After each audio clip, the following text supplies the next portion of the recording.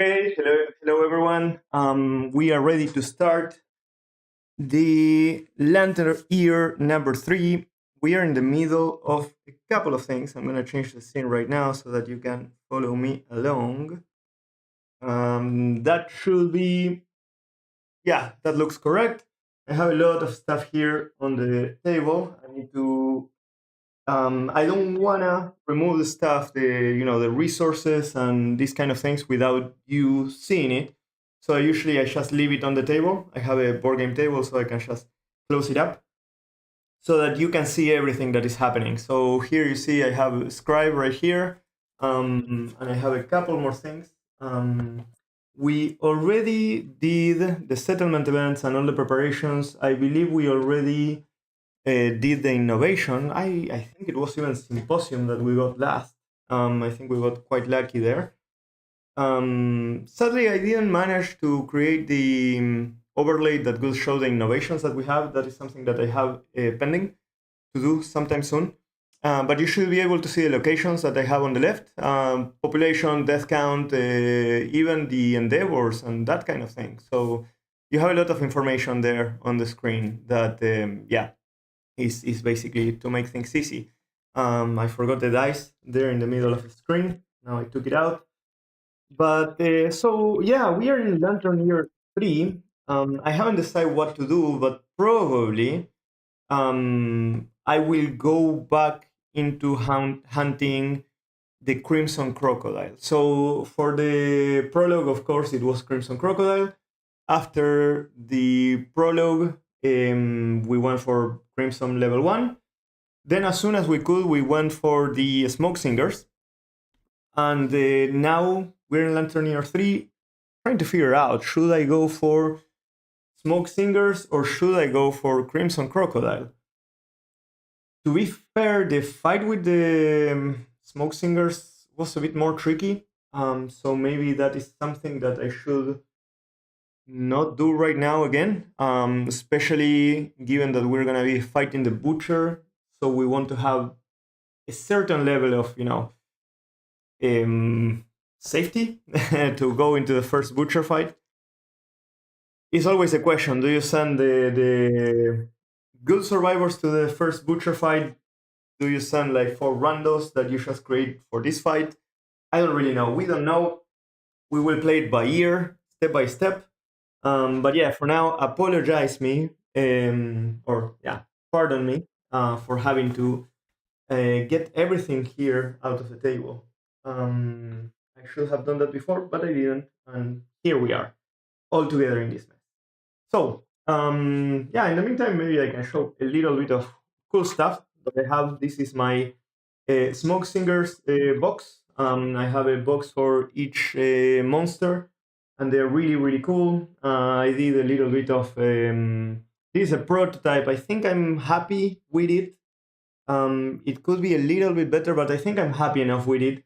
It's basically the boxes for philosophies. I don't know if it's an overkill to have philosophy boxes, because in some cases you have like 3-4 cards in one box, and maybe it's a lot of plastic just for that, but I find it super easy to just take the boxes that I need regarding the philosophies that I need and leave everything else in the box without having to have the cards spread on the table. So boom, they are in the box and they are pretty cool like that. So it's my attempt. I'm gonna upload it to my bundle that is in my mini factory, but that is gonna be in a couple of days once I'm actually happy and not kind of happy with the result. For now, this is the resources that we have that we didn't use. I'm on the fence of what to do with them. We should have... No, we don't have enough hide to complete... Oh no, I already have completed it. I was thinking of the rawhide armor, but here we have... I don't remember who is using it now, but we have a full set right now. So we're gonna stay with that. So let's put the things in the storage, all the resources in the storage. So if we go to basic, this is beautiful. We have a perfect bone, hide, and organ. now. So one of each. That is very, very nice. What else do we have here? We have the love juice. Where is the love juice? Here. And that's all from the basic resources. So we are gonna put them back in the box, somewhere there. Usually I shuffle every time I take. It's not that I shuffle once and then I just take. I usually take from a random place anyway. This is gonna be for Smoke Singers. We are gonna go to Pink Flesh, +1, Tail Fat, +1, Fluted Bone, +1, take +1, Gaseous Belly, you're right here. I know I'm chaos. I'm doing this first, this next, and yeah, I know. Singing Tongue is the last one. Okay, cool. So that is that. We have them ready. Here I have my minis of shame that haven't been painted. I'm planning to get back into painting. I did paint Arcadia Quest back in the time to start practicing painting, so I couldn't jump straight into Kingdom Death that has so many freaking details. It's crazy. So yeah, I started with Arcadia Quest, fantastic game, super fun, super casual, very nice miniatures, kind of caricature style of miniatures, but still really fun. But yeah, I gave it away. I was planning to move. I never did, but I gave it away to a friend of mine. And yeah, I hope she at least played it once. I'm gonna bet she didn't. Marisophie, if you're here, I'm gonna shame you for never playing Arcadia Quest after yeah, I gifted it. Anyway, here we are preparing all the freaking details. But yes, if you're around, what do you think? Should we go for Crimson Crocodile level 1? Should we go for Smoke Singers level 1? Some crazy people, I don't have this setup. This is not gonna work. But there is a strategy that in the Lantern Year 3, in order to actually get more, what is it called? The CC, the collective cognition, you would push for a Smoke Singer level 2. We are not gonna do that. I'm not ready for that.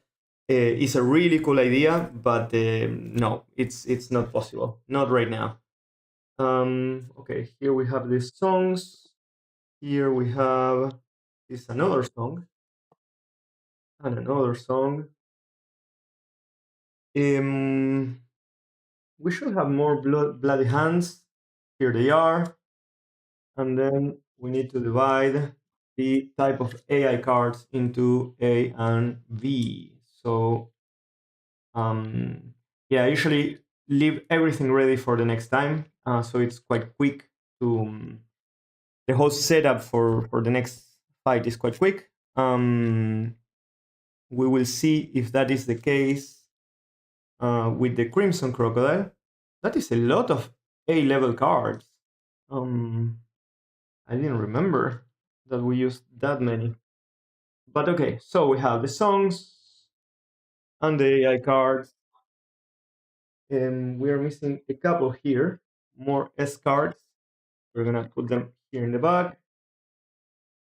We get the huntings and we put them in the box. Indomitable resources, regular resources. And then we have hit locations and this hit location right here. So yeah, any voting on what should we fight next? Is it gonna be Crimson Crocodile or Smoke Singers again? What do you think, guys? If nobody is saying anything, I will go for Crimson Crocodile. That is my feeling. But if you would rather see the Smoke Singers, I'm also down for that. Let's see. In the meantime, let's put these guys aside and let's prepare the party.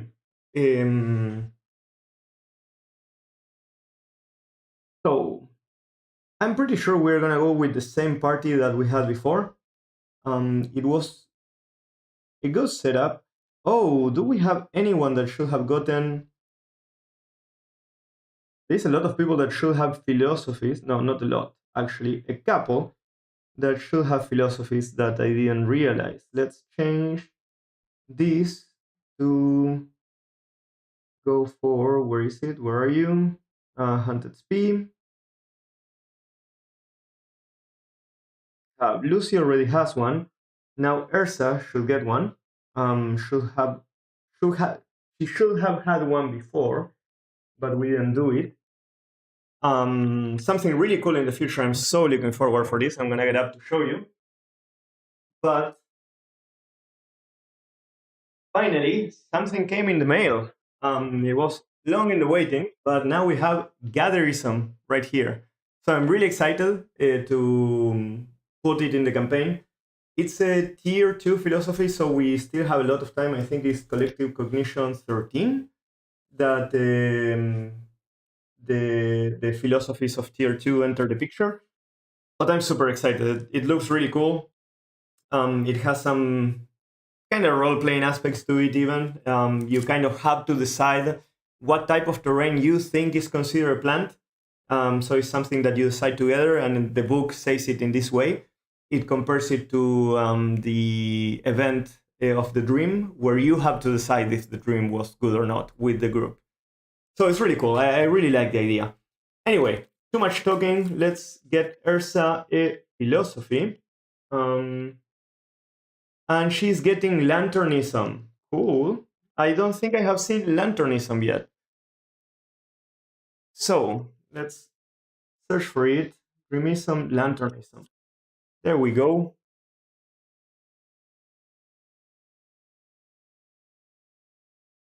So let's see if this works. Can you see it there? I think so.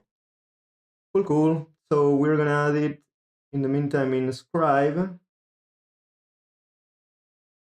Lanternism.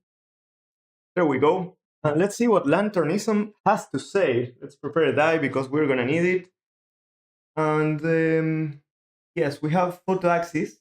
That is our neurosis, which means that we are bound by the light. While there is a fallen lantern terrain tile on the board, you cannot spend survival. What? Okay, crazy.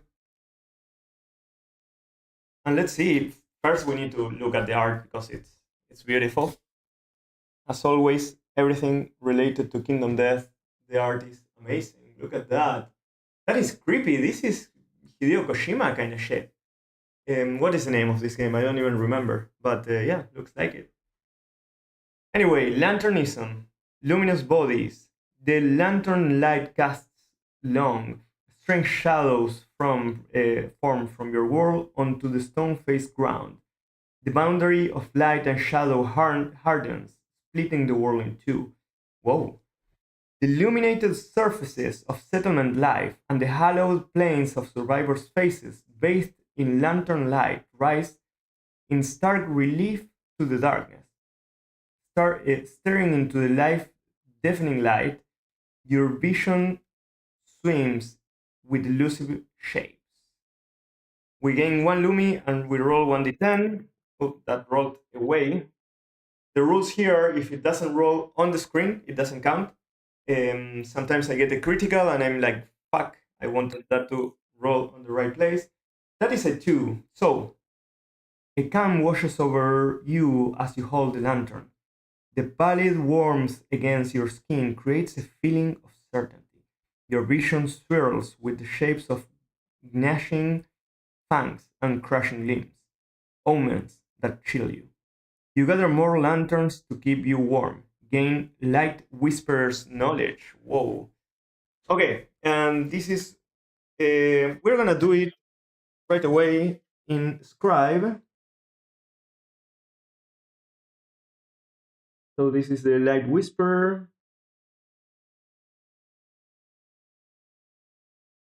We need elevator music for this kind of things. Or any type of music. I should put some music. I'm a bit scared of the, all the copyright setups and whatnot, and I haven't looked into other options yet, but it's coming. It's coming. So we do gain a Lumi as well. This is for Ursa. I don't think we have Ersa in screen. We have Lucy. We should change that. Not that it doesn't do anything. It's okay. So yeah. How much collective cognition do we have? Collective cognition is 3. If we had 4, something else will happen. But we don't. So yeah, that is all with lanternism. Very cool. And someone else needs to gain one. I believe it's Zachary. Correct? He's in Lanterneer 2, yes? Yes. What? Ponder at level 6? He already has a philosophy? No, he doesn't have a philosophy. Okay. Let's see.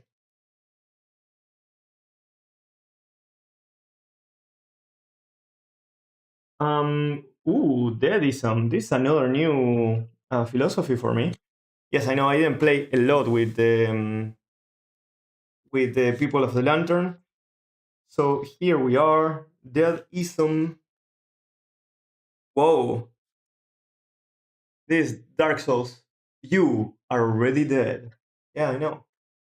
Otherwise, I wouldn't be playing this, right? So let's see. Disembodied, the neurosis, nothing matters, you cannot gain insanity. Oh my fucking god, what the fuck are you talking about?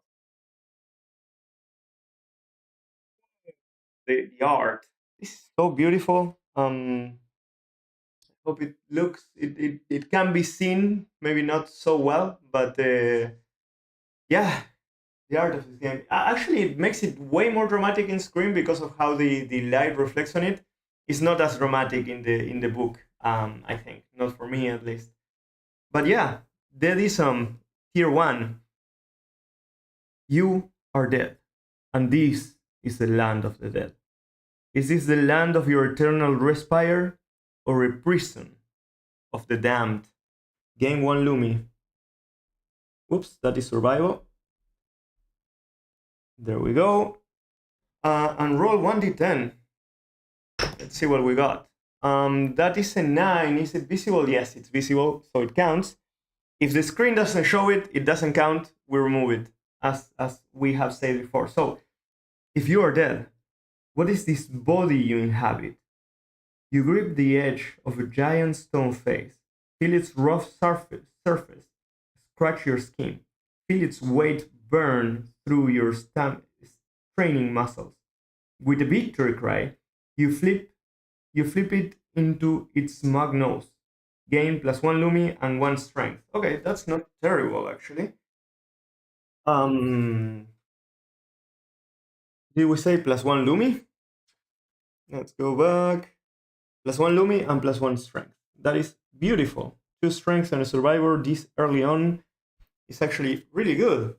Let's make sure we add Deadism as a philosophy. There you are. And we have everything. I think that is all the preparation that we needed. I think the other survivors that needed a philosophy, they already have it assigned. Oh, actually, we have one more, Will, which is a scout. So, last philosophy on the table. Hopefully, it's not going to be repeated. Let's see. 1, 2 is the first, 2, 3. Sorry, 1, 2, 3, 4, 5, 6, 7, 8. Anything else, we'll roll again. That is a 1. And that is Dreamism. Ooh, holy shit, that is beautiful. Well, yeah, maybe I should have rolled it in the actual screen, but it does count because you have seen it. We add Dreamism. Let's look at the booklet. Dreamism.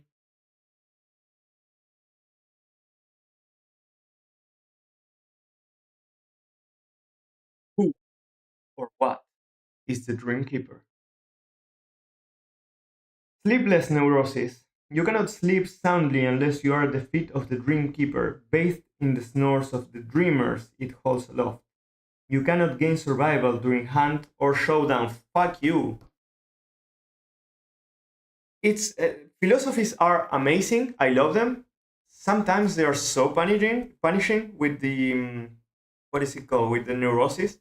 But yeah, I love it. I would never go back into playing without. the philosophies. But anyway, the artwork, beautiful as always. And let's see, Dreamism, massive figure. Is it? Yeah, it's visible. The measured looning sound of dreamers pervades the settlement. Despite it, you cannot sleep. Their snores break like waves on your mind, crashing into your thoughts and dragging you inexorably into the orbit of the mysterious figure kneeling at the center of the settlement. Your sleep deprived body crumbles in the pulling fabric as it fits. We gain 1 Lumi and we roll 1d10 as per usual. And that rolled away was a critical 10. We are not gonna take it. It's a 4. It's visible in the screen. Yes, it's a 4. A straining ashen tendon twitches in the Dreamkeeper's raised forearm. You raise your own arms experimentally. The gesture fills your body with euphoria. Is this imitation? Worship? You feel strong enough to heft a Dreamkeeper's burdens. The collective dreams of the settlement are yours to keep as well. Gain an observation in your tenet knowledge. Okay, that's cool.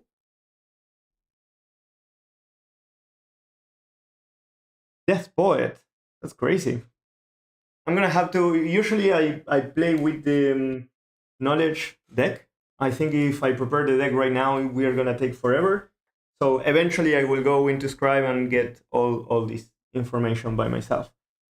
The collective cognition right now is level 3, so we don't apply the collective cognition 4 condition. And yeah, now we are ready. Finally, we have everyone get the philosophy that they need, and we are ready to start with the hand. Let's go back, order them by name as they usually are. Let's get them in order. And yeah, beautiful. So,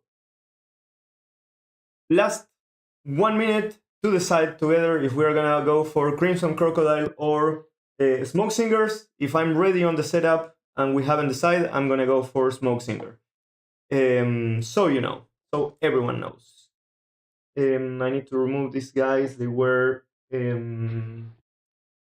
I had the unfortunate decision, I realized later, of going with freaking Skull Helm to the Smoke Singer fight. If you don't know about it, every time that they attack in a way that, or not every time, but many of the times that they attack in a way that fragile gear breaks. So I brought 2 Skull Helms that are not insanely good, but they're good enough at the beginning, especially if I would be fighting the Crimson Crocodile now, for example. Yeah, I got them destroyed because I'm an idiot, and I forgot to remove them before going. And the same, well, I mean, the Bone Darts, I could have brought them all the same. It wouldn't have mattered. But yeah, painful, nevertheless. I do get the feeling that I should bring something else. I don't have enough weapons. I do have 1 bloodless dagger. Blood glass dagger. And 3 founding stones. Those are all my weapons right now. So maybe I should sacrifice a bone to bring a bone blade with me. Especially, yeah, I think that could be a sound idea. That would be really, really good. Yes, we are gonna do that. Let's grab the tablet. Let's put in Scribe. Where are we? Storage, gear, smith, and we have the bone blade. The bone blade is good, right? Or should I bring bone darts? Maybe we need distance. We're gonna bring the darts instead. Fluted bone, yes. And if I wanted to craft a perfect bone, there's no chance I'm gonna use a perfect bone on that. So yeah, now we have bone darts again. Let's add them to the gear grids. And yeah, let's put this aside. And okay, it's decided. We are gonna go and fight the Crimson Crocodile. So let's put him on screen so you can see it. Departing, change, monster, Crimson Crocodile level 1. So you should see the stats now on screen. It's a humble setup. I need to manually insert the amount of damage that I need to do. I believe it's 8 or 9 at the beginning. I don't remember, but it will change depending on or it can change depending on the, what is it called? Depending on the hand phase. If the hand phase gives it a mood or something like that, maybe it changes. So for now, we are not going to set that up. We are going to select the party. I think we're going to bring pretty much everyone that has departed already. Pretty much my last party. You should be able to see them on screen, all of them. I need to fix a little bit the scout. The first time that it's selected, it fucks up everything. So let's make sure that the loadout of all the survivors is correct. Ursa seems good.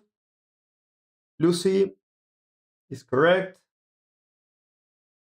Morgana should have the bone darts in here that we just created. Maybe let's see if I can show you here. Oh no, because we are not in a phase where this works. But I'm gonna be able to show you on kind of this side of the screen where my palm is right now. You're gonna see the weapons of the selected survivor. Basically, this is a selected survivor. How Morgana is right now. Anyway, doesn't matter. What else do we need? Will, the scout. Oh, wait. I forgot of something. So, first, second, third, we should. So, there are a couple of things that I didn't do. Basically, I have 4 endeavors. The first endeavor of these we are gonna use to get the resource. What is happening here? So from the strange resource pool, if we go here, we can get a hollow stone by spending 1 endeavor. And if I do that,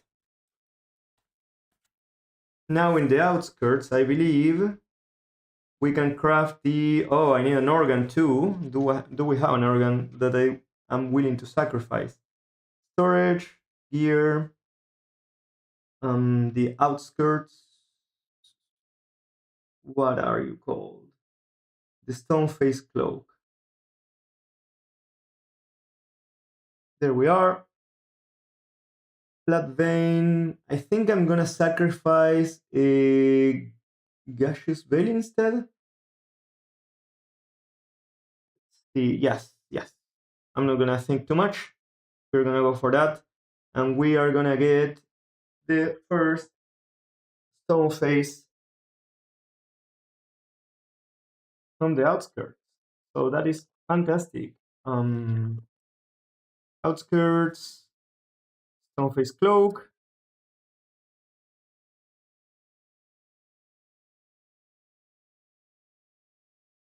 That's really good. Anything else that I can craft from here?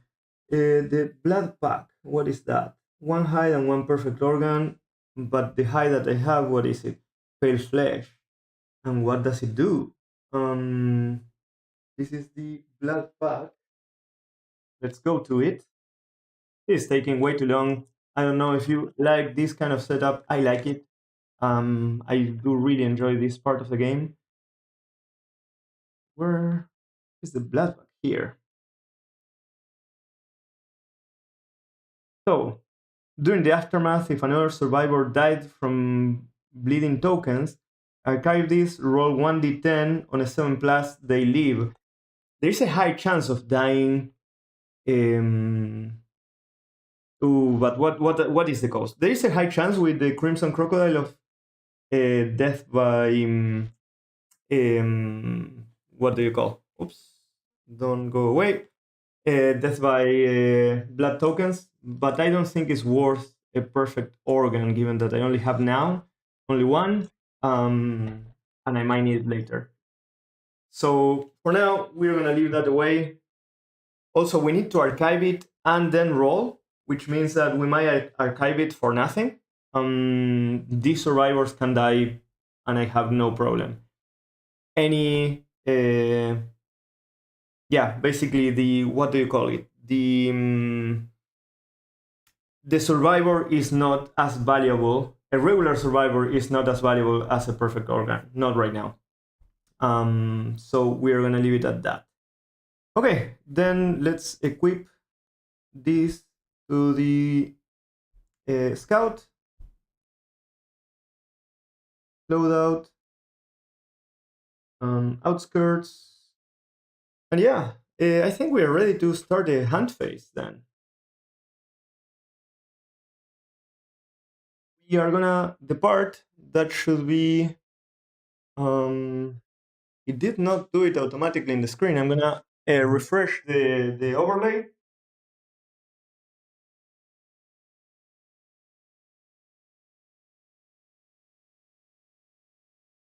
What is happening?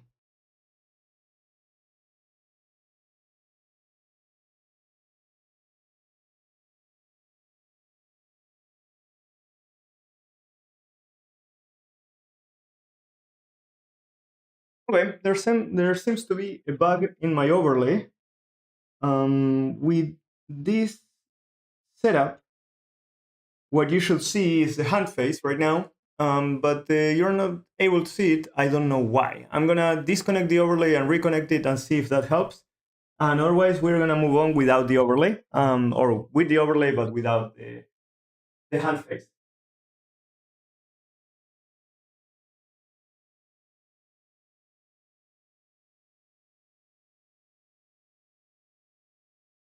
Okay, there we go. The overlay is working. I'm gonna pick up the miniature of the Crimson Crocodile, and we are on our way to the hunt.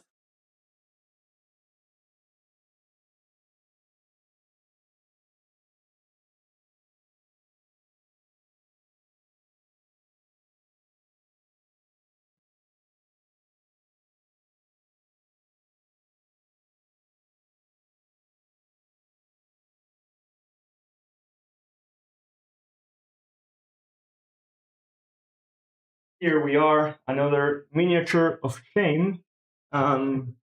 Basically, all my miniatures are miniature of shame, miniatures that I haven't painted, but I love them anyway. They're amazing. So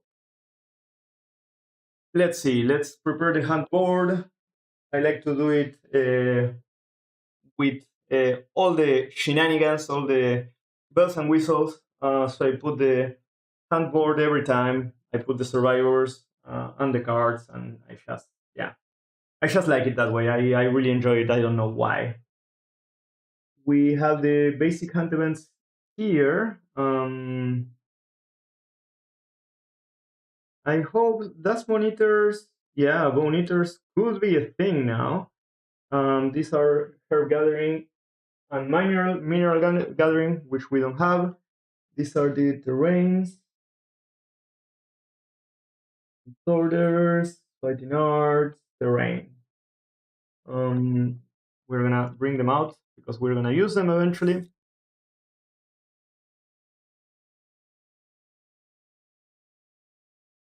And let's bring the box for the Crimson Crocodile.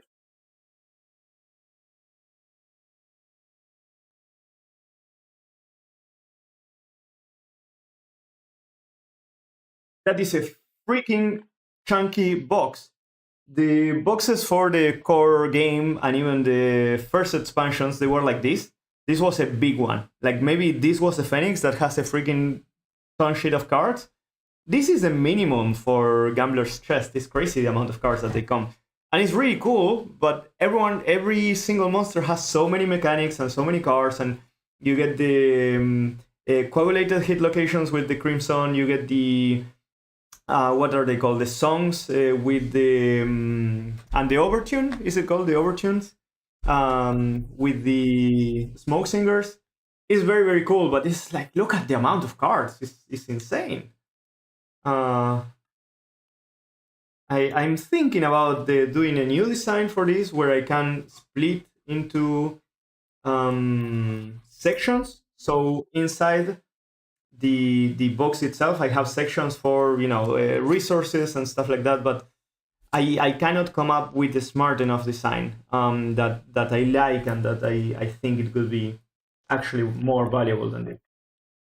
So for now, I just separate the cards on the table. I'm lucky enough to, or lucky enough, I did make my own board game table. So basically, this table, I can close it and I can leave the game as it is. And I did it myself. It was actually a very cheap table from IKEA, a piece of wood, and that was it. Let's leave the AI locations on the side. This AI, and this is indomitable resources. This is the coagulated hit locations. The basic card hit locations. Where is the hunting? There. I was looking for those, and yeah, they slipped my fingers. So, if we go to the rulebook,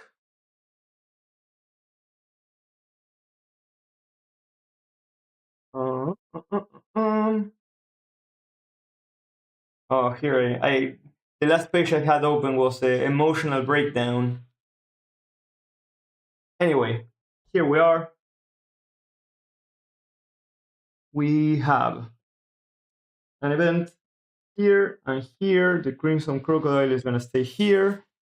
This is not going to happen, but we're going to leave one there just in case we are not going to reach that point. Now, let's see what happens with the hand cards. It can be really good. It can be really bad. Imagine fighting, what are these guys called? The Bone Eaters in the first setup. Not going to happen, but it could. It could be horrible. Let me mark the page for the Crimson so I don't have to search it again. Done. And yeah, basically we can start. Let's start with yellow on the corner. Then we have green. Then we have blue. I need to magnetize the base for blue. I don't have it. Then we have red and the scout. And we are ready to begin with the hunt. So, random hunt event, nothing special. Orange is going to be the decimal. The black one is going to be the unit. So we have a 92. Let's see if I can still put it on screen. 92. There we go. It's still working. Amazing. So failed the start. I'm going to look for it on my book because, I don't have the screen nearby. I need to still, even if I can show it to you, I still need to go and search myself. Where are them? So I bought a second book, a second rule book. So I'm gonna remove the pages for the hunt events, so I can have them as a booklet of it in itself. Anyway, failed start.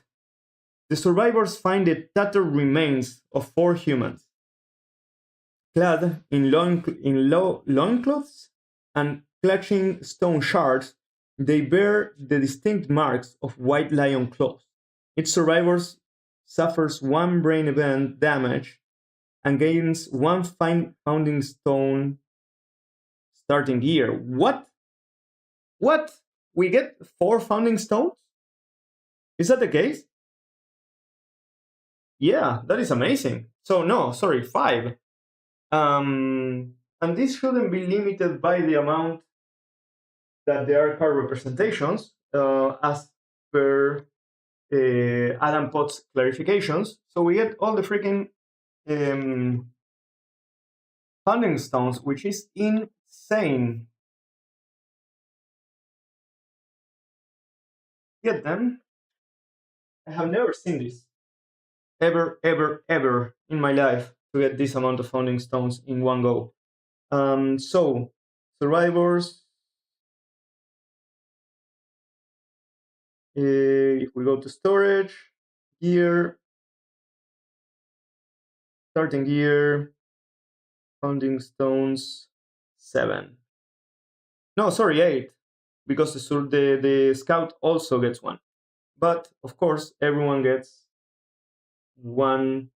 Let's see, does everyone have insanity? 5, 5, 2, 3. Yes. So nobody gets actual damage. Let's see if anyone gets a philosophy advance because of this. When you activate Fallen Lantern, when you spend a survival token, perfect. Morgana doesn't have anything. Ova doesn't have anything. And Will, when you suffer brain trauma, he doesn't suffer brain trauma yet. So Gucci, that was it. Let's add these guys somewhere so that we have them. And I'm not gonna care about putting them in the loadout just yet. We don't know what's gonna happen. So now, Hunt 2, Lady in the Blood Lake, a Crimson Crocodile Hunt event. A woman raises from a lake of blood. She makes an offer. In exchange for an eye, she will tell a story. The group might nominate a survivor to suffer the blind severe head injury. If they do, the woman... Ooh, did I fuck up? I think I fucked up. Because probably one of these guys is blind.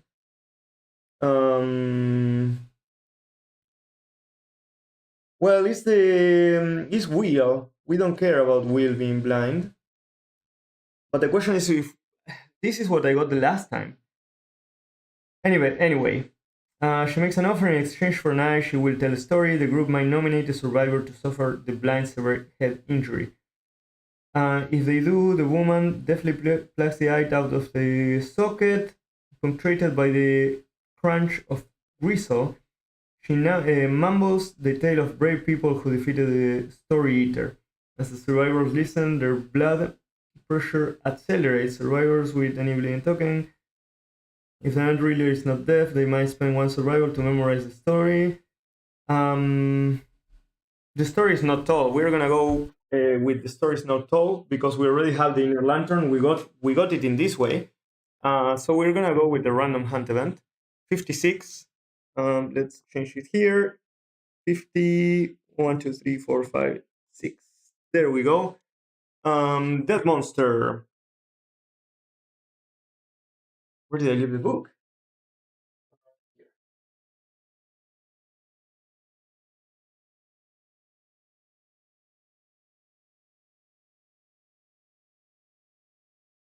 50,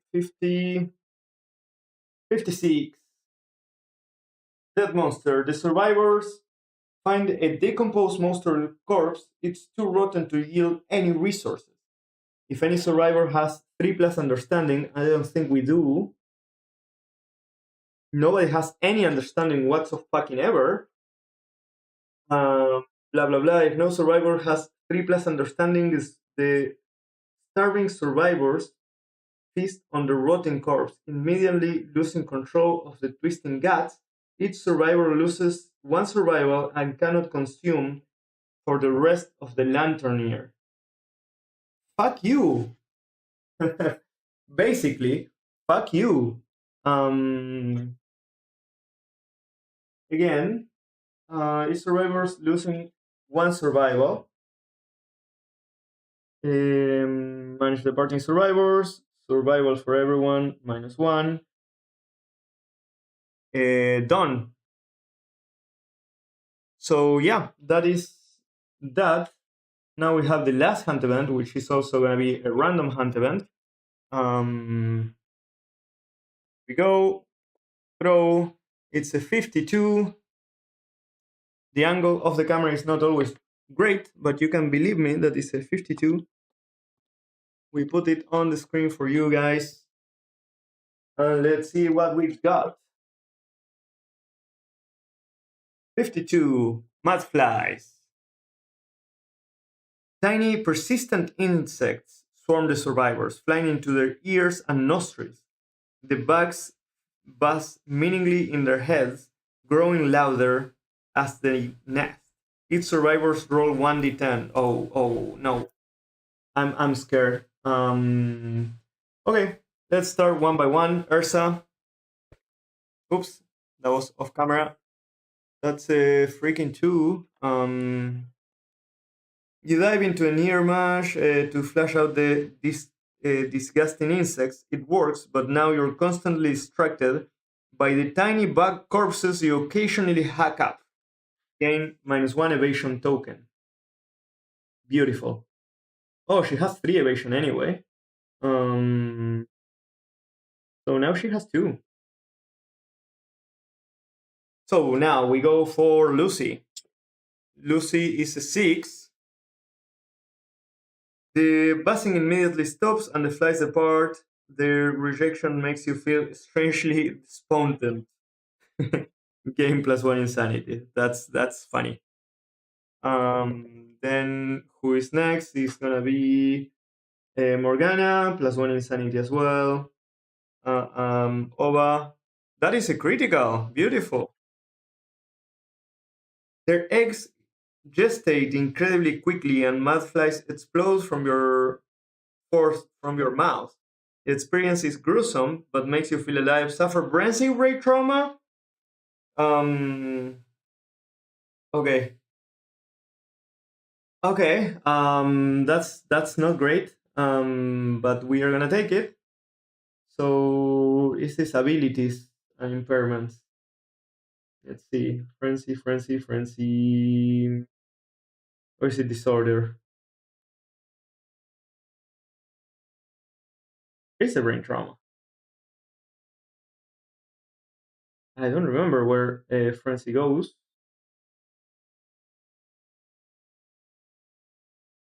So it's not in disorders, abilities and impairments.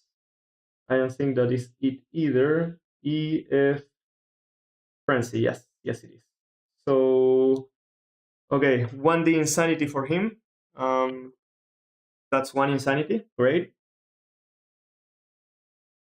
Cool. And then we have a Will as the last one, the scout. That roll off screen. That's a 1. Beautiful. So -1 evasion for Will as well. If Will now has 0 evasion, -1 accuracy, but 2 strength. Careful, Crocodile. Will is coming for you. Cool. We are ready for the freaking showdown. So let's go, survivors. Manage the party survivors. Apply arrival bonuses. And now you should see that we're in the showdown phase. Cool. Okay, let's remove all the hunting bullshit. You go here. We are not gonna get any indomitable resources. The basic hunting cards are gonna go there. We should get the terrain for the scout.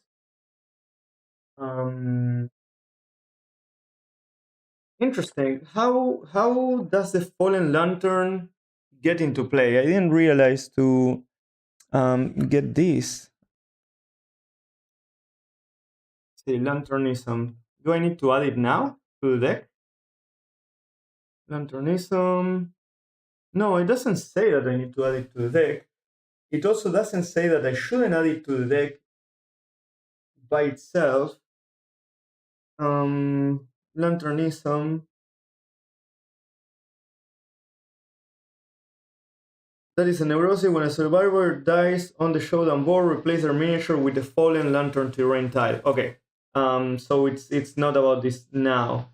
So it could be good in a way if someone weaks will dies, so that we can get the fallen lantern and we can use that to advance the tenet philosophy of the guy. That would be really good. In the meantime, we go back to Crimson Crocodile to build the deck. Second one right here. So what have we got? We start with 7 A's and B's. We're gonna leave death count and terrified on the sides. We need adrenaline adept now.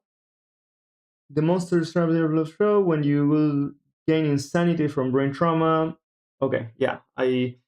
Sometimes I forget about that thing. Immortal presence. If an insanity gets to 0, they get a terrified.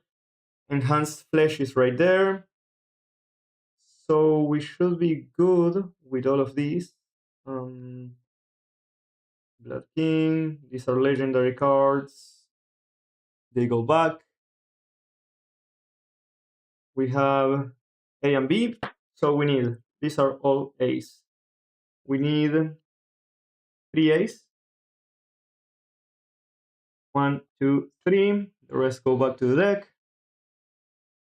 These are all B's. We need 7 B's. Oops. 1, 2, 3, 4, 5, 6, 7. Now these go away.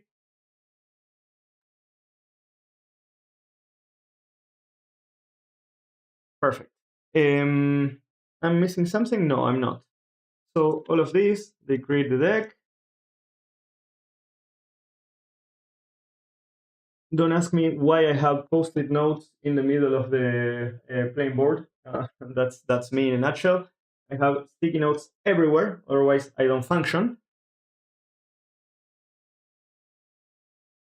Good, we can remove this.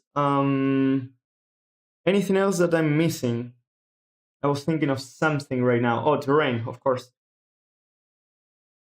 So this might appear soon. We leave them on the side. We need the Bloodpool terrain. Bloodpool terrain. A survivor corpse, actually. That can be really good. And 1 random terrain. Oh, there's one that is inverted. Is it not? Oh, maybe not. What? What did I see? I'm crazy. Okay. Do this. Oh, debris. That is nice. We put this back in here. We are gonna get the debris, the survivor corpse, and I don't know where I put the blood pool. Oh, it's right here. Look at that. Amazing.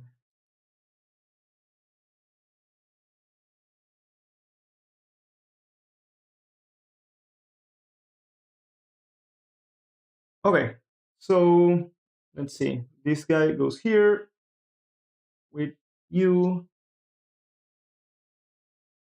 The survivor corpse, 5 spaces away from the monster. 1, 2, 3, 4, 5. It's in the 5th. No, or is it in the 6th? In the 6th. And the survivors are in the 5th. 3, 4, 5. So we're gonna put 1, 2, 3, 4, 5. Perfect. The tank is yellow. We're gonna put the tank right here in the middle. And then we're gonna stack them around the monster of what we expect the monster to, where we expect the monster to go. The survivor with the darts is green. So 1, 2, 3, 4, 5, maybe somewhere here. The debris need to be adjacent to any board edge. So we're gonna leave it here. And then red, we're gonna leave you there. That is looking good. Everyone is in a place that most cards that we know of are not gonna be a problem. Any non-AI cards are gonna be too surprising. So I think we're good. We're ready to go for it. Let's finish the preparation, moving these guys here. And we can pick up the first card. Oh, wait. I forgot that I need to add the survival tokens for Lucy because she's a survivalist. Okay, we start by drawing a hit location deck. Sorry, an AI card from our good friend, the Crimson Crocodile.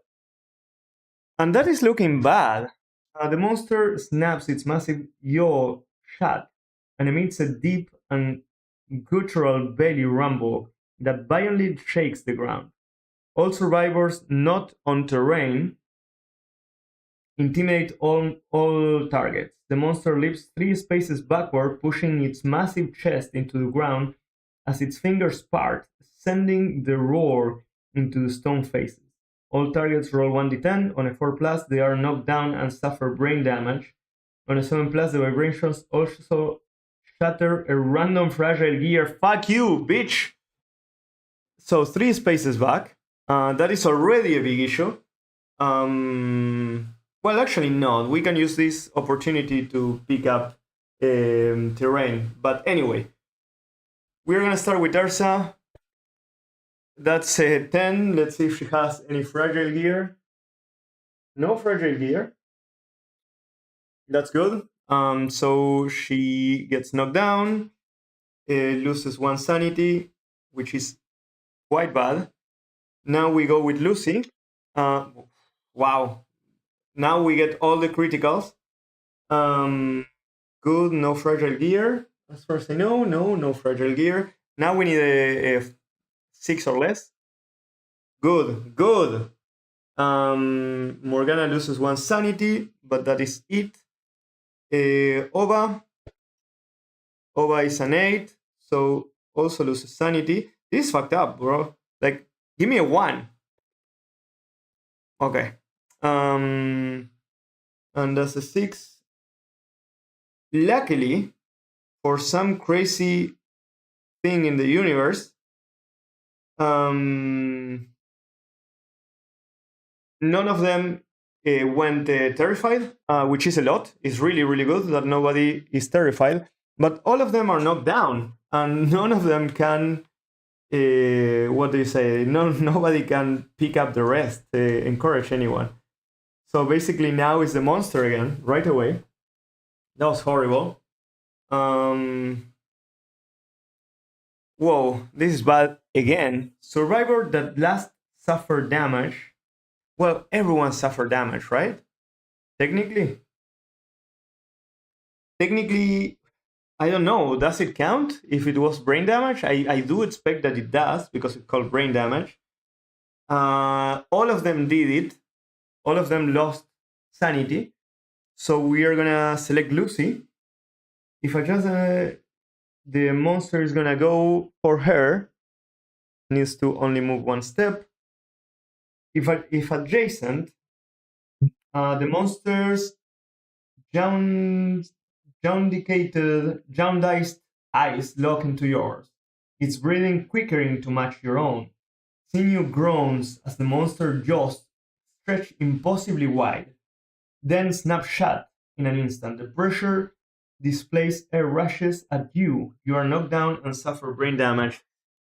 Joke's on you, I'm already knocked down, bitch. But I do lose 1 brain damage. Everyone gets up now. At the same time, and they're ready to play. So we do have a turn now. Because we get up at the end of the monster's turn, in this case. Not in the last one, but in this case, we do. We are going to use Lucy. 1, 2, 3, 4, 5. Yes, we're gonna make Lucy roll first on the debris. I'm gonna show it. That's a 9. Beautiful. Find yourself gear. Gain 1 bone blade gear. So close of getting the freaking scrap sword, but we're not gonna complain. We get the bone blade for free. We are taking it, and we archive the terrain. Terrain goes here, and I don't know where I put my terrain deck. I think it's here. Yes, it is. So, Bone Blade. That was a good start after all that happened. So Bone Blade right here. And really good that we get it now and not when in the last round, because we would have lost it instantly. Storage. I need to do this in Scribe, sorry. Bonesmith, Bone Blade. And then Ursa. I said Ursa in the loadout. Now has a Bone Blade. And the reason that I'm adding it in Scribe and not just, put it in my gear grid is because of this. Oh, that what? It should what? Okay, I need a second because this should be displayed.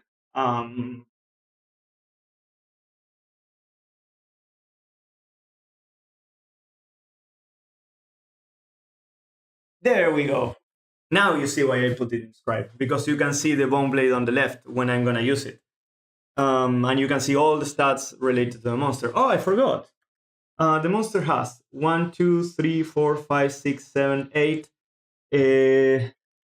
9, 10 cards. So it needs 11 damage. 4, 5, 6, 7, 8, 9, 10, 11.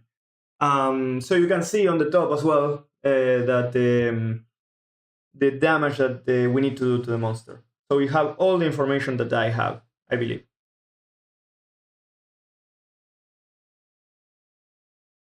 So that was Yellow's activation, Ursa's activation. She still has her movement and she's gonna move here. 1, 2, 3, 4, 5. Because she's a tank, she needs to be in at the front of the whole thing. Otherwise, there is no point. Now we're gonna go with Will, our scout. He's gonna interact with the survivor's corpse. And that's a 7. Let's see. 3 insanity and 1 skull basic resource. That is beautiful. Skull. And did we say 3 insanity? Beautiful. That is exactly what I needed. Where are you? Main insanity. Oh, he cannot win insanity, right? Death Poet. You cannot gain insanity. Damn it. That would be really, really good. He needs insanity. Like, this guy is gonna be terrified for the rest of the fight otherwise. Actually, what we are gonna do then, he doesn't have survival. God damn it. He's in a bad place. Anyway, that is the scouts, and now the scout, it has 3 movement, if I believe. If I am correct. 1, 2, 3. And we put the scout on him. I believe we can start attacking. We are gonna go with Morgana. Morgana is gonna throw some daggers. So let's see. Morgana, bone darts. She needs a 7 to hit with a speed of 1. That is a 9 to hit. So we do get a hit location. I don't know if I did mix this, so we are gonna mix it now because it's the first time we draw.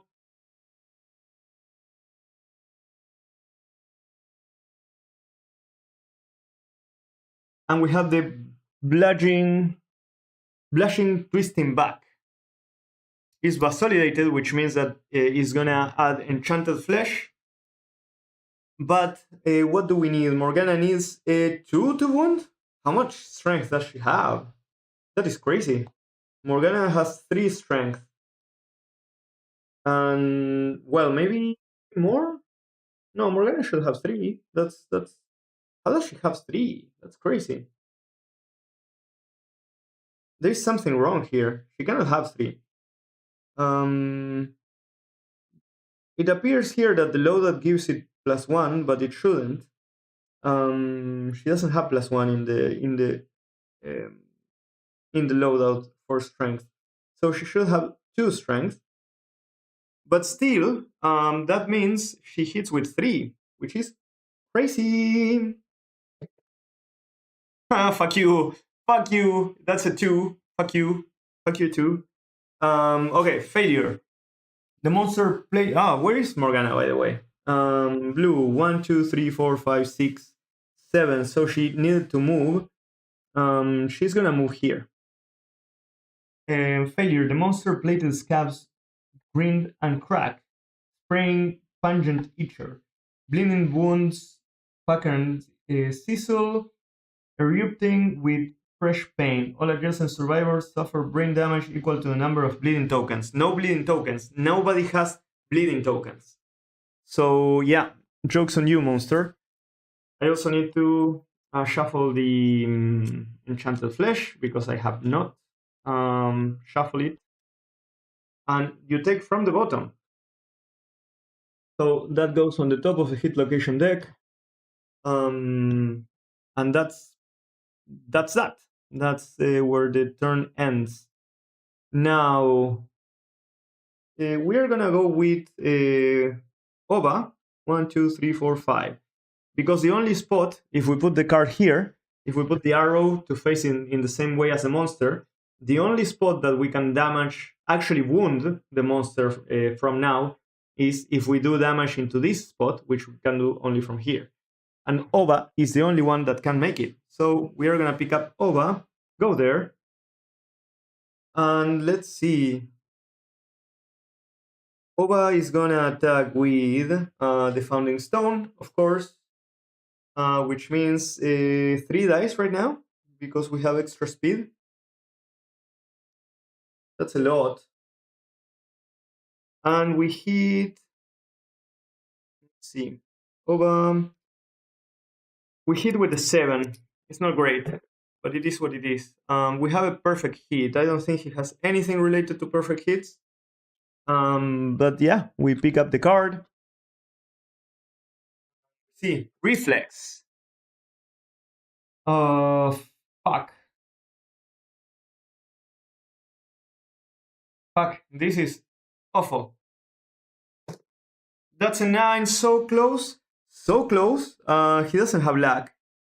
He doesn't have luck. Okay, that's a 9. It's visible on the screen, yes. Which means that we do wound the monster, which is good. But also we activate the reflex. Chest fingers open seductively to reveal an 8-chambered heart. Its octuple beat transfixes you. Gain the immortal disorder. Perform a basic action targeting the survivor. Okay, so disorders, immortal. I think it's really bad, immortal, right? Like you, while you're insane. No, it's not that bad actually. When you're insane, convert all damage dealt to your hit locations to brain damage. You're busy revealing in your own glory that you cannot spend survival while insane. Yeah, this is not too bad. So, basic action from the monster to him. He's not terrified, luckily, because otherwise that would be really, really bad. He has evasion 1, so the monster needs a 4 to hit, which means it hits twice. That's a chest, and I don't know what else was there.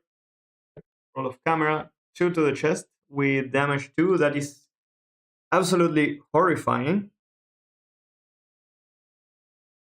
That is absolutely horrifying. That is so bad, so bad. Because now we need to roll on the freaking table. Let's see if I can put the table here. You see the roll table for the body. Let's roll 1d10. That's a 4. Let's see what the 4 means.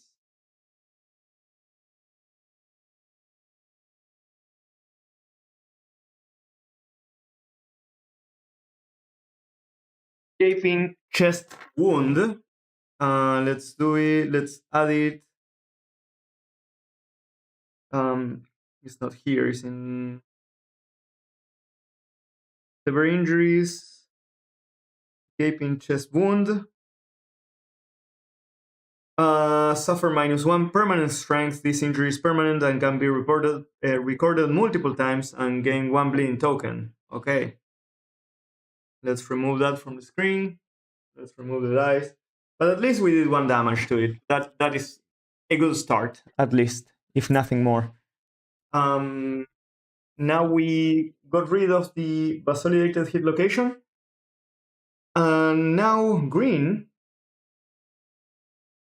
which has a blood glass dagger, can go and attack from the weak point. Or no, it's not the weak point, it's the blind spot.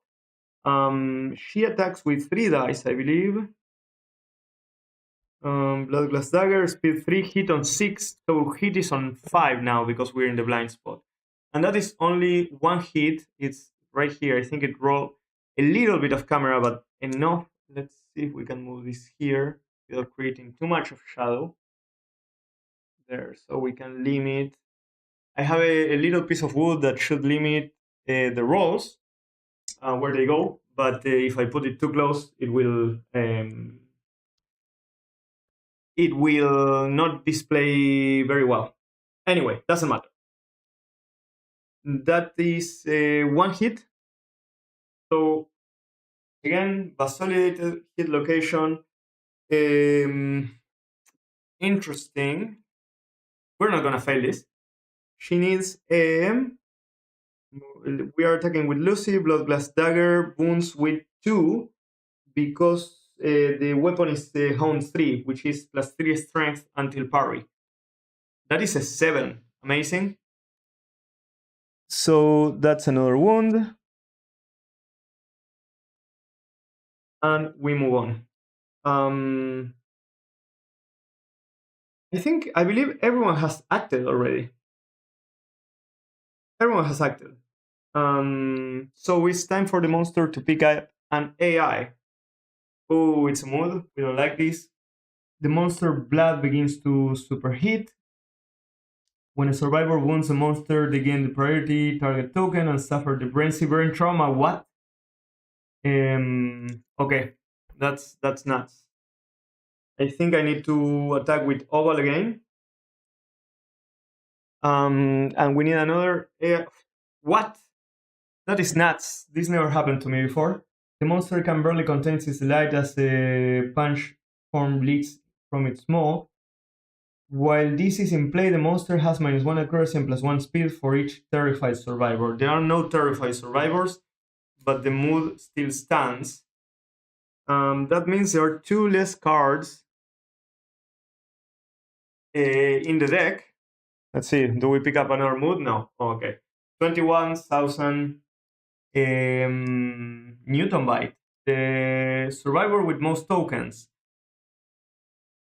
Technically, Ova has 1 bleeding token, so that is the case.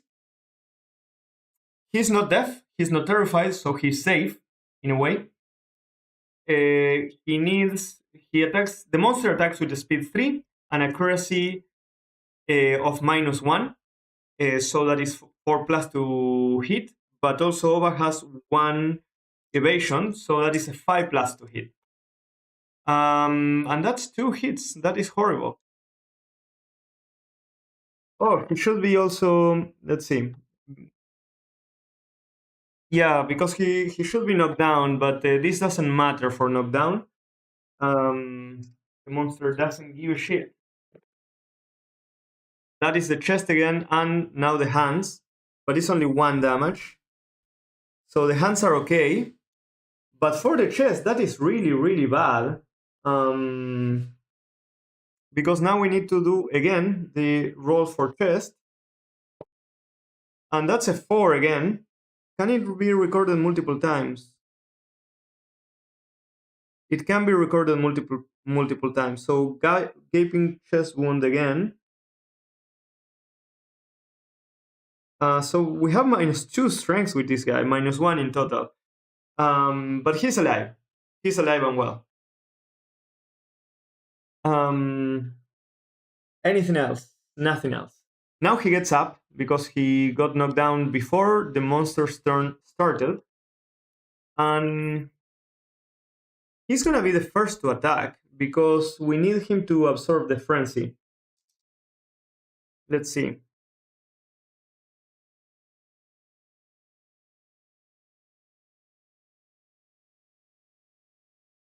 He's gonna attack with the Founding Stone, speed 3, hit on 7. That's a perfect hit again. Doesn't mean shit. It's a Vasolidated. And he needs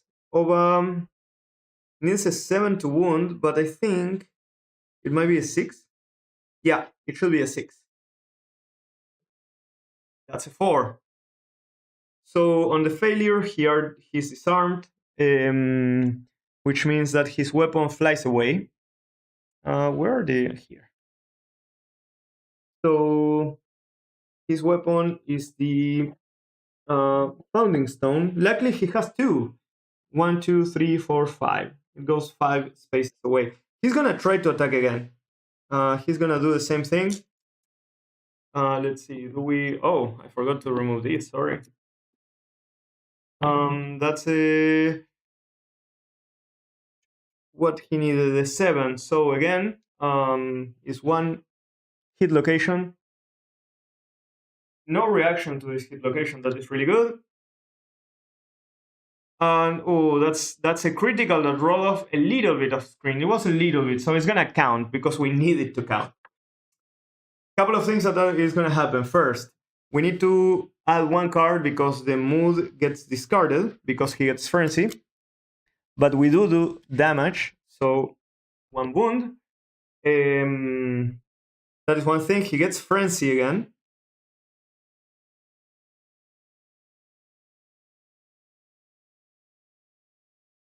Frenzy.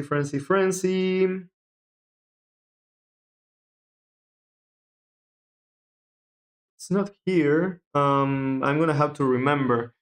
Or actually, I can use the freaking tokens.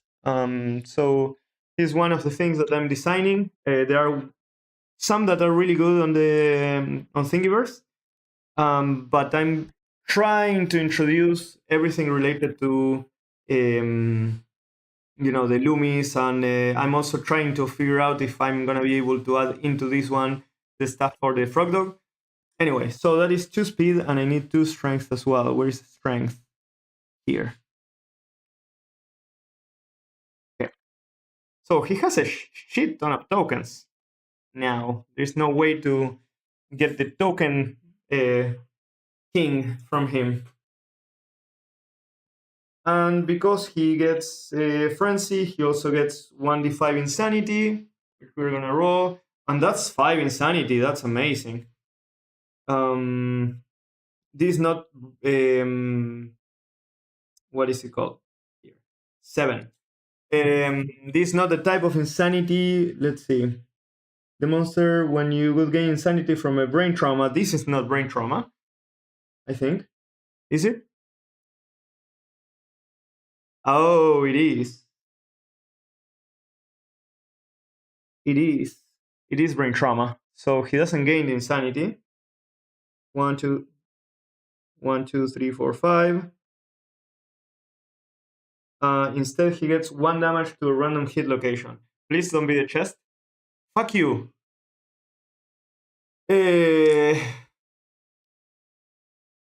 Okay, but did I do the... Yes. And I need the resource. Wait, before I roll for that, I need the... Let's see. Here. Gain 1 random resource. If the attacker is adjacent, they may plunge their heads through the opening in the flesh and drag out spooling threads of viscera. If the attacker takes the plunge, it changes them forever. They gain +3 courage, +3 insanity, and the marrow hunger impairment. Roll 1d10. Whoa! This is happening, motherfucker. So this is the resource, but we are gonna get the thing. So he's gonna gain +3 insanity and +3 courage. Or actually, no, we're not gonna do it. No, we're not gonna do it. We're not gonna do it. It would be really fun, but we are not doing that. Anyway, now we need to roll on the body again because he's freaking cursed. That's a 10. Beautiful. Let's see what the 10 is. Okay, knockdown. That's pretty good. Yeah, that's as good as it could have gone. And so far, only Ova have attacked. We are gonna go with, who are you? You're green. So you're Lucy. Remove this. Lucy is gonna attack with 3 dice. Oh, that's a perfect hit. Ah, this keep rolling off camera. God damn it. There we have 4, 5, and Lantern 10. Can you see Lantern 10? It's just off camera, but it's right there. She's attacking with this. She needs a 5. She needs a 4 to wound because she's in the blind spot. So 1, 2, and 3. Please, no trap. Good. No trap. We have a parry. Oh shit, we have a parry. Oh, interesting. So look at that. This has a strength +3 until its edge is ruined after wounding a parry or super dense hit location after wounding. So if I miss on that one, we are good. But I can attack the others first anyway. Let's see. Let's start. Oof. This is looking really, really bad. Let's start with this. The monster good move to the right. This is the best to fail right now. Actually, we are gonna start here with the fleshy armpit because I don't think she's gonna fail. She needs a 2 to wound. That's a critical. Amazing. Striking the sweaty flesh falls. You are awash. Sorry. Striking the sweaty flesh falls. You're awash with crimson crocodile sting. Gain +1 evasion token. Amazing. Where are my evasion tokens? No, we are actually gonna do it in the app. Evasion token. At the start of your next act, you might spend 1 survival to concentrate on how stench and heightened senses. If successful, discard the token and gain +1 permanent evasion. What is to concentrate? Let's see if we can find the glossary.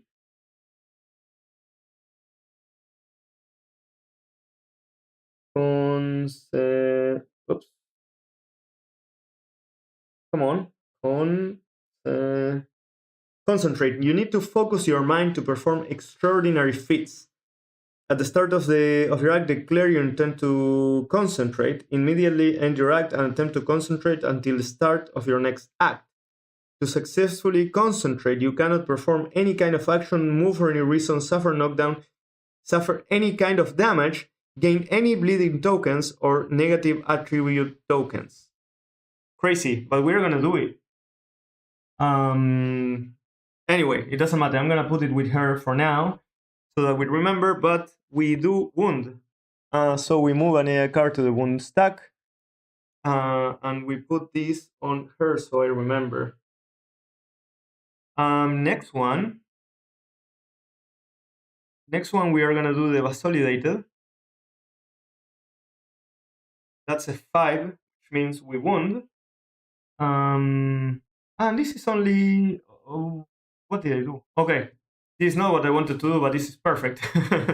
So we do wound. Wow, did we do 1, 2, 3, 4, 5 damage already? That's crazy. Okay, so there is no failure, but we get the enchanted flesh thingy. And now the last one is a parry. We want to fail, we want to succeed, we want both. Both are good. That's a 9. I don't think she has luck. It would be amazing if she did. Lucy has no luck. So there is another wound.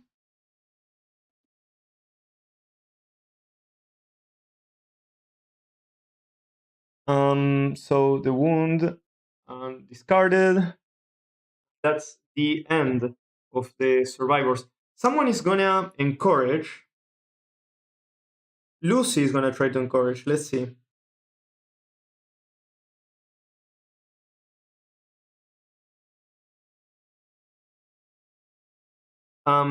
So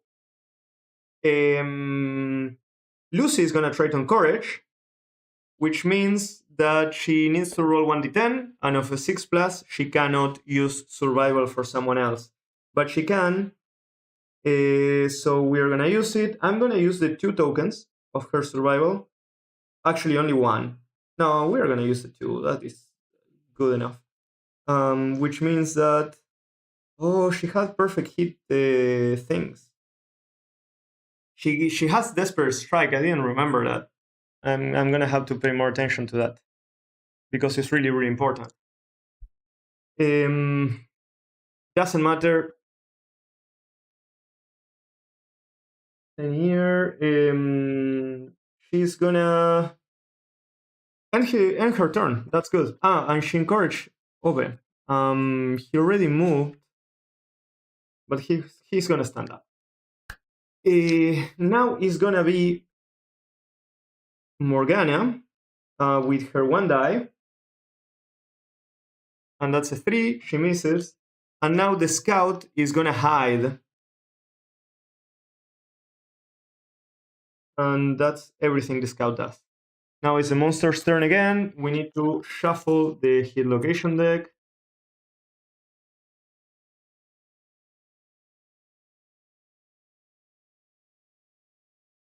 That's 21,000 Newton byte. This is dangerous. That's a whoa. So it's 3 dice actually, not only 1. What am I doing? Or no. It's only 2 dice. Let's do this again. It's 2 dice. It should hit twice, but we are gonna do it properly. Okay, this is rolling freaking crazy critical. Like all the time is rolling criticals. I'm gonna have to use it more. That is 2 attacks. I'm not gonna use the same hit location die because they keep rolling on the chest. So we have 1 damage to the hands and 1 to the waist. That is good.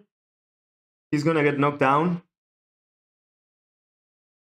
but that's okay. This weapon got parried, so it doesn't have the +3 strength anymore, but it's still good. And that's it. Now we need to do damage because the weapons that are coming now are really, really strong. I shouldn't have encouraged him before, but we did. We're gonna live with that. Ursa is gonna encourage him as well. He's gonna get up and run the fuck out. And he's gonna drink from the blood pool once. That's a 5. That's a okay. That's a 9. +1 insanity for him. That is good. He's insane now. Good. I think I left this open for quite a long time with no need. Okay. Now we are gonna attack with Lucy. Daggers. 3 dice. That's a perfect hit. Amazing. And I think the rest didn't hit. Let me double check this. He needs a 5 to wound actually, so it's 3 wounds, and 1 is a perfect hit. And she has Desperate Strike, which means that on a perfect hit, she gains +2 strength until the end of the attack. Oh, I fucked up. We're gonna live with that. 1, 2, 3. So basically, this one fails automatically. So the monster is gonna turn around and do a basic action on us, which is horrible. Basic action is 2 dice plus and 3 accuracy. So that is a 1 and a 3, but she has evasion, I believe. Let me double check. Yes, 2 evasion, so it needs a 5 to do damage. He failed the basic attack. We have an in previous hit location. We're gonna go for that one first, because if it's not critical, nothing happens. Nothing happens. And then we go for the reflex. Oops. Oh my god, they keep going away. Oh my god, this dies. That's it. Well, that roll kind of almost off camera, but good enough. It's a 6. That means it's damage. We need to do 3 more damage to finish off the monster. The reflex, the monster flips upside down and glides on its winged finger, moving 2 spaces forward, then cranes its neck to wink back at the attacker. That is fucking crazy. So this is here, 1, 2, 3, 4, 5. He ends knocked down, winks at the attacker, losing 1 sanity, and that's it.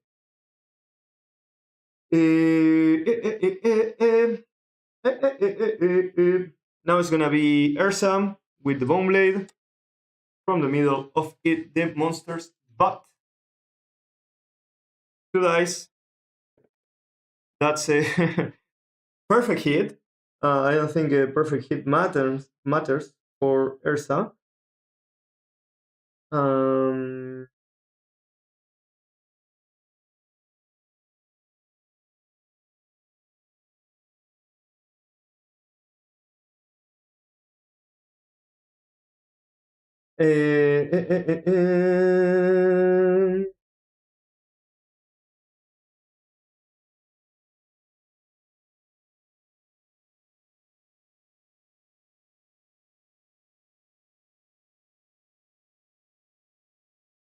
Okay.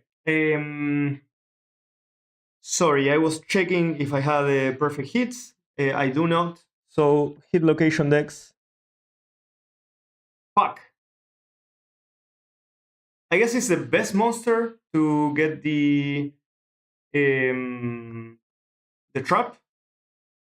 Sorry, the best survivor to get the death trap.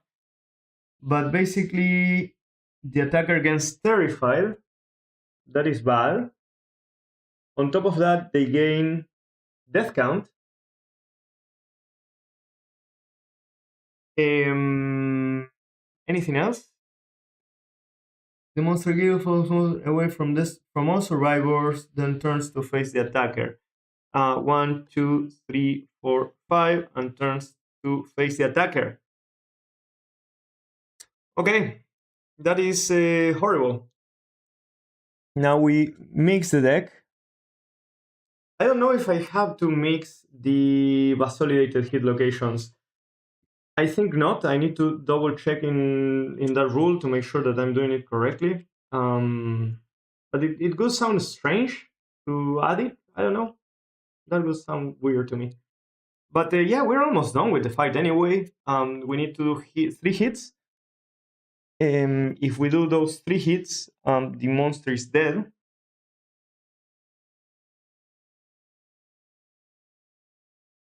But yeah, now, so these 2 guys acted, he acted, he could act 1, 2, 3, 4, 5, 6, 7, 8, 9, 10, 11. That's barely enough.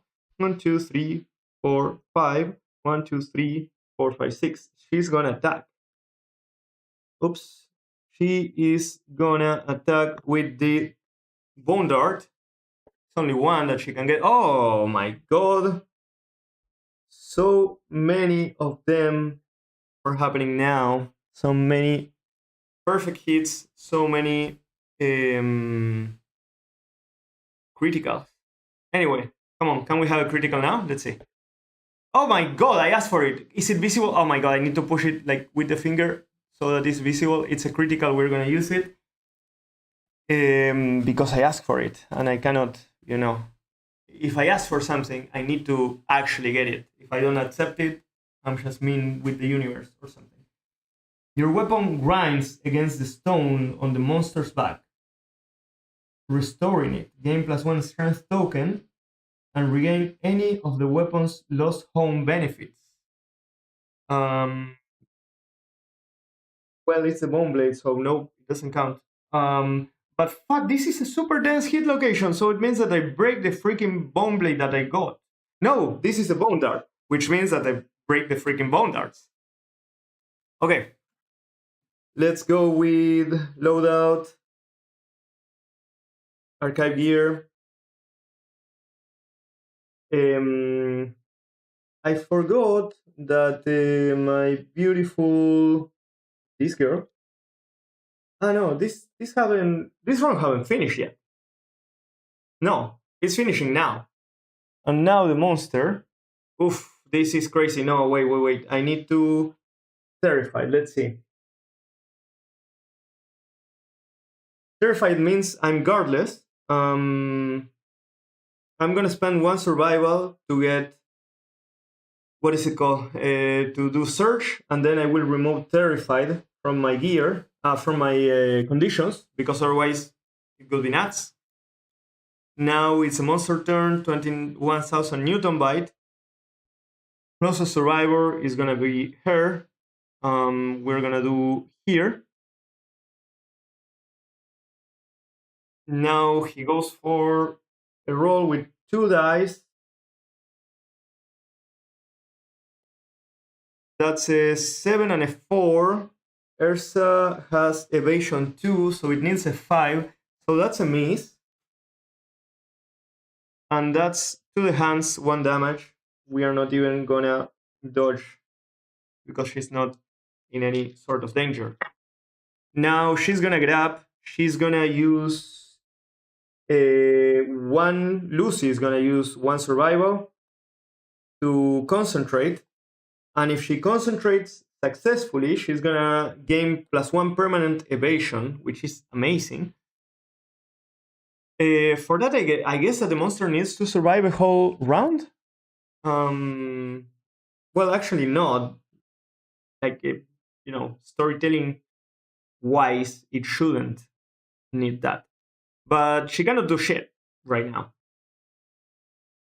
1, 2, 3, 4, 5, 6, 7, 8. We're gonna move 2. No. Nope. We're gonna attack with the bone blade. Here we go. That's a 9 and a 4. To attack with the bone blade, Ursa needs. I should get a monitor and see what you guys see. I don't get to see the same thing. I just see it, but inscribed instead of the screen. She needs a 6 to hit with the bone blade, so that's only 1 hit. That's a vasolidated hit location. That's not bad. That's a 2. I don't think that is gonna be sufficient. Wound needs 4, so that's a failure, and the monster moves 1, 2, 3, 4, 5, 6. So the monster is gonna survive 1 more round. There's no way I'm gonna be able to catch it. Ove is gonna do 1, 2, 3, 4, 5 and pick up his founding stone. Where did I leave it? Right here. So that's that.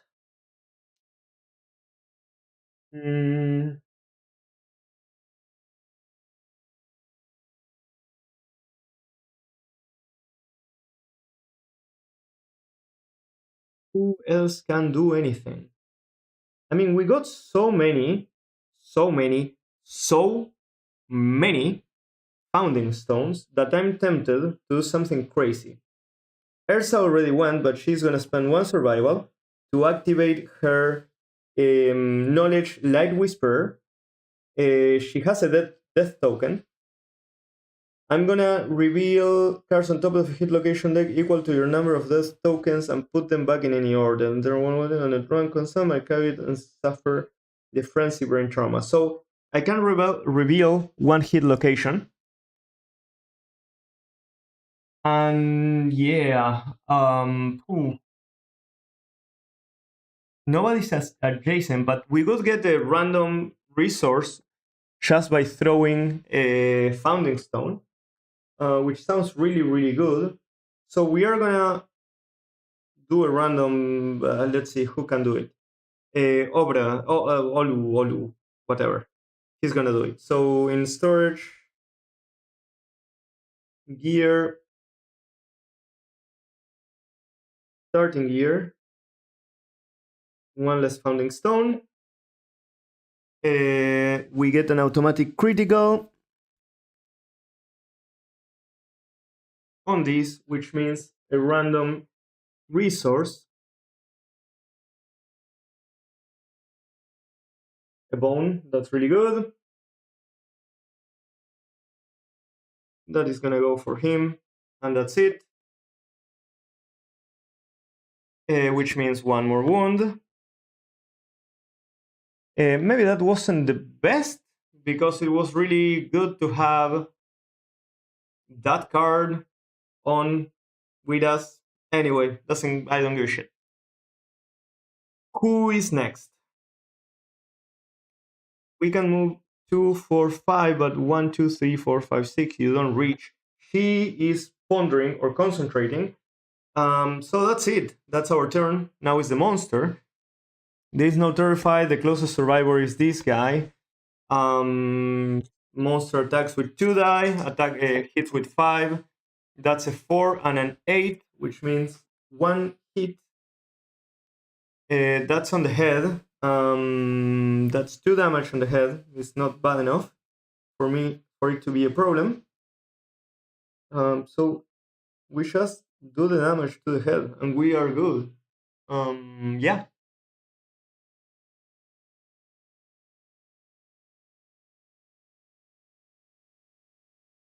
Beautiful.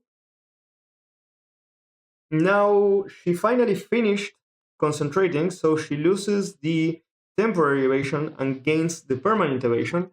And to celebrate, she's gonna go and attack with her dagger, which throws 3 dice, hits on a 5 right now. That's 2 hits.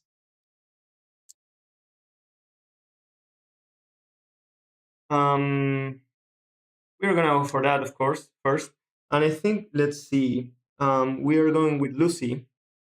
And the weapon is not honed anymore, which means she does damage on a 5. And that's a 7, so the monster is dead. Nothing happens with that hit location, so the only thing that happens is that we resolve the death of the monster. It was a pretty good run, nothing really terrible. A couple of annoying things, but nothing that was actually dangerous or anything. But yeah, we're saying that right before we're gonna go and hit freaking what is it called? The Butcher. The next game. That is gonna be scary. Anyway, right now we need to celebrate because we get 4 basic resources. I'm good with the perfect resources. Please don't give me any perfect resources. And how, because of the way the universe works, that might mean that we get, all the perfect resources now. Let's see. Monster Organ, that's really good. Monster Hide, beautiful. Monster Organ, amazing.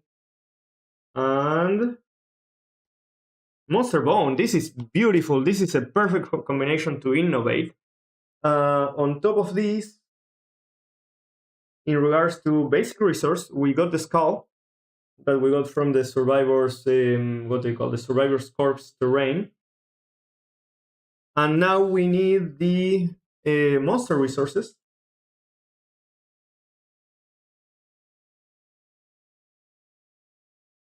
And this is 5 that we need to get. So let's see. 1, pale flesh. 2, crimson bone. 3, vine glass. 4, flat vein. And last one, crimson bone again. But this is not it, because we also got tiny ear and crimson bone from hit locations, from critical hits on hit locations. So this is a crazy amount of resources. This is really good. Here we have an innovation, which we are gonna do. for sure. There's no reason to not innovate right now. Well, maybe I should get a weapon, but fuck that shit. Something that I don't know, I need to read the rules. Let's see. I don't have any. Oh, yeah, I do. Wait.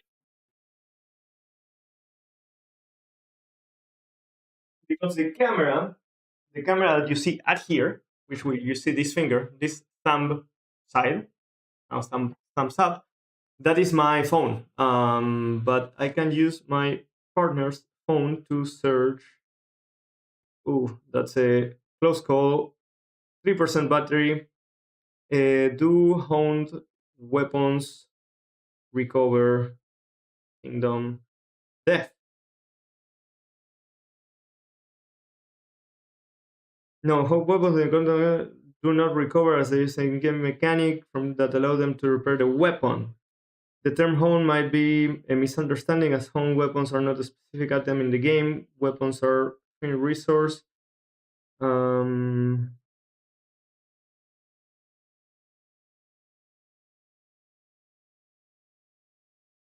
I don't know about this, how this works. I'm gonna have to ask on Reddit. I'm gonna send the question right now, so we know, and then we keep playing. So I'm gonna put the be right back screen, and we will be back in a minute.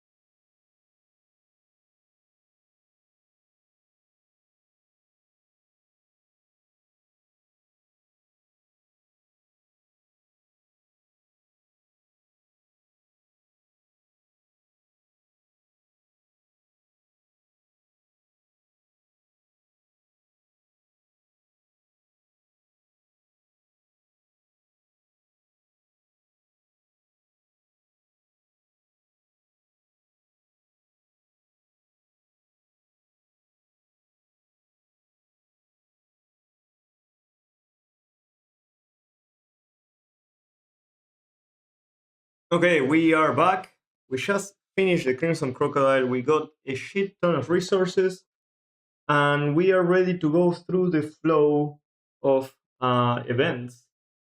Let's go to Scribe, Survivors. Oops, I say Survivors. Departing Survivors, complete showdown. Ursa will ponder Lanternis on Morgana, will gain a philosophy, and Oba will gain a philosophy.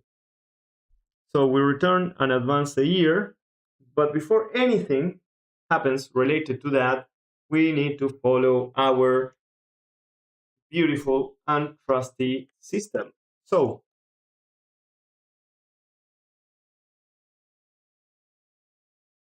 we return, we gain the endeavors and whatnot. We update the timeline. So in this case, first thing that we're gonna be doing is the story event, the Bone Witch. So, do I have the Bone Witch here? Maybe not. No, we don't. That is something that I want to add as well. But let's see. Inside bold Bone Witch. One Dale. Oops. We don't want to break this. There we go. One day, the exile emerged from the darkness. The settlement worried at the sound of her wailing chants. Everyone feared what mystery kept her alive in the darkness all these years. Some could not resist ask. All non-death returning survivors gain 3 insanity.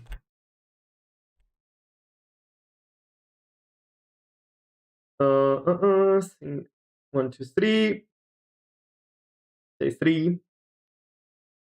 Lucy goes to 6. Then Morgana goes to 8. Ova goes to 6. And Will cannot gain insanity, right? Yeah. The most insane returning survivor, or survivors in case of a tie, I think there is a tie, 6, no, 8, Morgana. Morgana is inexorably drawn to the Bone Witch and must endeavor at the witch camp. Let's see. I'm gonna add her as a returning survivor, sorry, as a departing survivor. So we see her stats on the screen. So she's gonna endeavor there. She's gonna roll a d10. And that's a 4. Not beautiful. The secrets of the dark should not be seen. The last thing you see are the Bone Witch's outstretched claws reaching for your eyes. Your eyes are scared. Roll 1d5, suffer -X permanent accuracy. What?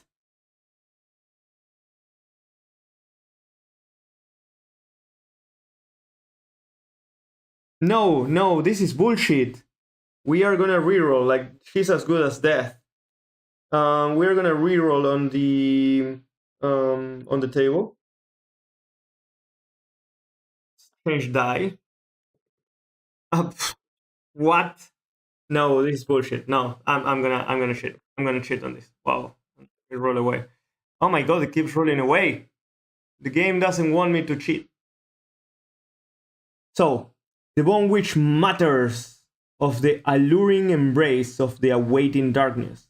Her stories stir strange yearnings in your bones. For being a patient listener, she offers to teach you something for the cost of 1 bone resource. If you spend the resource, gain the extra sense fighting art and +3 survival. We are not gonna get that because gaining fighting arts is a pain in the ass. And honestly, I don't know about this fighting art. Fuck that shit. But basically, anyone can do this.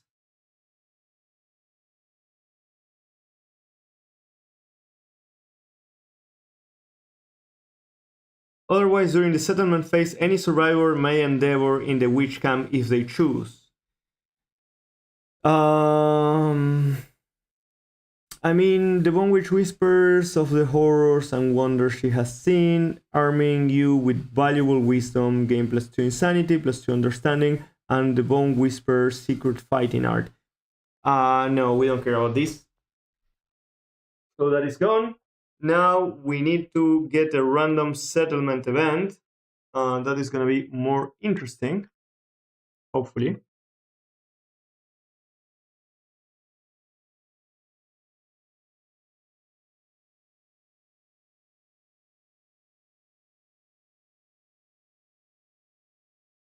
And let's see. What? What? Sickness sweeps through the settlement. I can put it on the screen, actually. Survivors are stricken without warning, made too weak to even care for themselves. Select 4 survivors with at least 100 XP. They are infected. We are not gonna choose Morgana. Let's see, survivors. Let's remove Morgana for now. Will and Ova are gonna go because they're shit.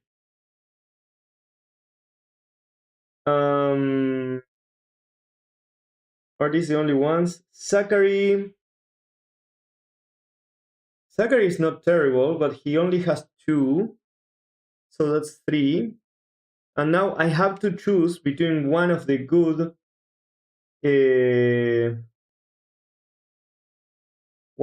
ones, actually. I guess Morgana could be going away.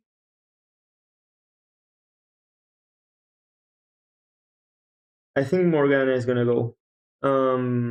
Yeah. So these 4 guys. Now, they're infected, each rolls 1d10. Okay, let's start with, I guess Morgana is the first. Let's remove this from screen. Yeah, Morgana is the first. So we roll 1d10 for Morgana. That's a 1. You are dead. The infection spreads, add plague to the next Lanterneer. What the fuck? No. Someone else is gonna use their roll for her. Let's see. Zachary. This is a lot. Plague again? No, fuck you. So Zachary, left hand roll. Okay, that still works. Yes, 4. Bloodletting. I don't think we have bloodletting. Settlement. Innovation. No, this is in progression. Innovations.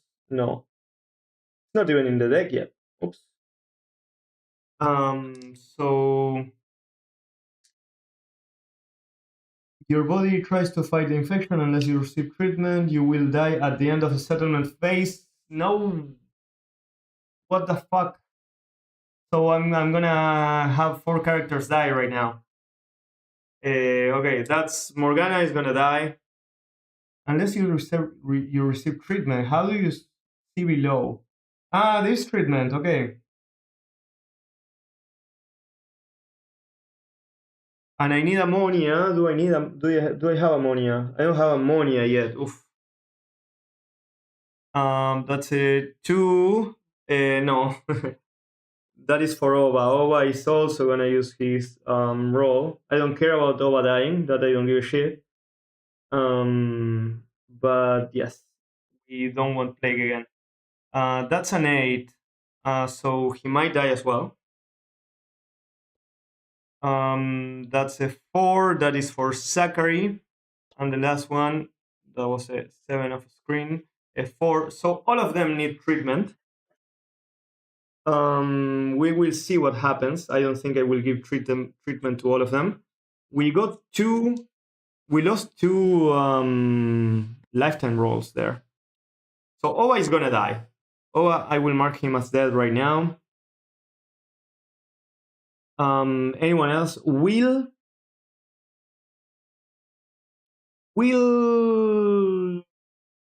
I mean, the only interesting thing about Will is that he has deadism, but he's gonna die anyway. Well, no, I'm not gonna reroll him, because if I get the 1, I'm fucked. So we have 2 dead characters there. Yeah, but now that means we are gonna innovate right away. What is innovation deck? We have like less than 50% chances for ammonia to drop, but we're gonna try. And that is none of the things that we actually want.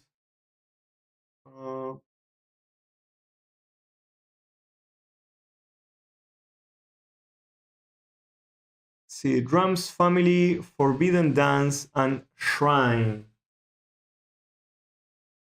And I cannot re-roll this, right? There's no way to change this. We are gonna get the innovation deck. Where did I leave the innovation deck? Survivalism, innovations. Let's see. Drums, family, forbidden dance, and shrine. You can see in the screen. I don't have the screen to see what you're seeing, so I need to get the physical cards to be able to decide.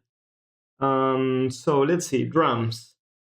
You drum alone and gain to insanity, rhythm trance, survival. That is good. Family. All departing survivors play a game +1 survival. What is the survival limit right now? 6. And do I have a way to see the survival that survivors get by departing? +1. That is not much. Survivors nominated for intimacy might give themselves a surname if they do not have one. A newborn survivor inherits the surname of one parent, their weapon type, and half rounded down of their weapon proficiency levels. That is good.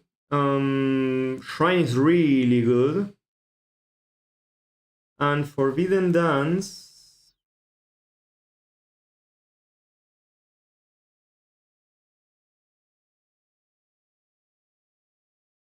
Forbidden Dance sounds really good. But I think we will go for family right now. I don't know what the family consequences are, but we are gonna go for family. So we add it there. Beautiful. So yeah, there we are. Let's put this back where they belong, so I don't lose them. That is drums, and then we have shrine. No, forbidden dance.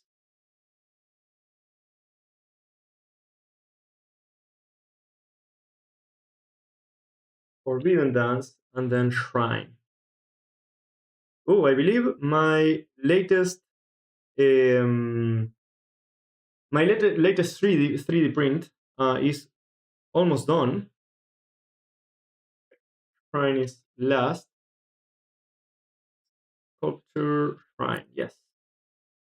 And then some of the brave and all the rest.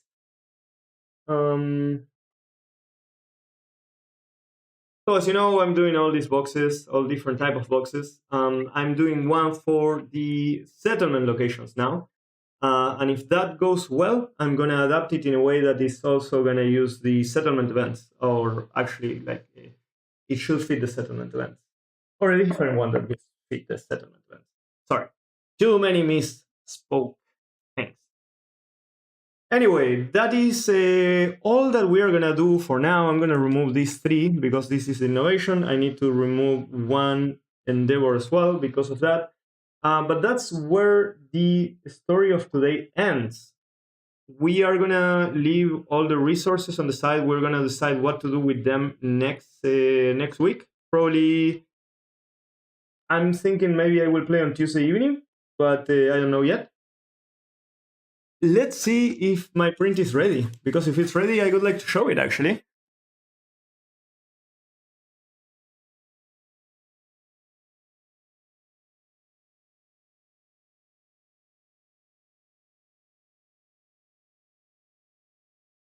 Well, no, my latest 3D print, it's still another 20 minutes to go, so we're not going to be able to show it today.